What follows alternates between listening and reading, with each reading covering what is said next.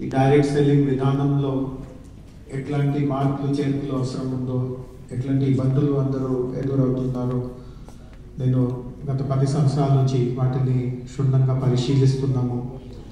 మన రాష్ట్రంలో ఈ డైరెక్ట్ సెల్లింగ్ లావాదేవీల కోసం ఒక మంచి వాతావరణం తయారవ్వాలి, దానికోసం కృషి చేస్తున్నాము. అయినప్పటికీ కూడా కొన్ని సమస్యలు, ముఖ్యంగా సమన్వయానికి సంబంధించిన సమస్యలు, ఎందుకంటే ఈ విషయంలో 3-4 శాఖల మధ్యలో చాలా సమన్వయం అవసరం ఉంది. ఇందాక మీరు చౌహాన్ గారిని చూశారు, ఆయన ఒక చాలా కీలక శాఖ తరఫున ప్రతినిధిగా ఇక్కడికి ఈ సమావేశానికి వచ్చారు. కన్జ్యూమర్ అఫేర్స్ శాఖకి ఈ రంగంలో చాలా బాధ్యతలు ఉంటాయి. అదేవిధంగా ఇండస్ట్రీ శాఖ తరఫున నేను ఉన్నాను. అండ్ వీటన్నిటితో పాటు పోలీస్ నుంచి కూడా మనకు అన్ని రకంగా సహాయ సహకారం కూడా అవసరం ఉంటుంది.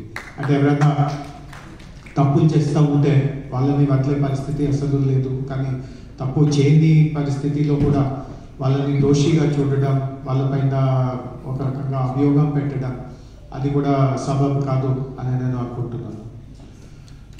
తెలుగు సమझ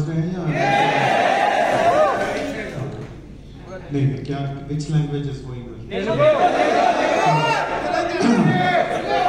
సరే, నేను తెలుగులో నా ఉపన్యాసం పూర్తి చేశాక సంక్షిప్తంగా హిందీలో మరి ఇంగ్లీష్లో కూడా దానికి తర్జుమా చెప్తాను.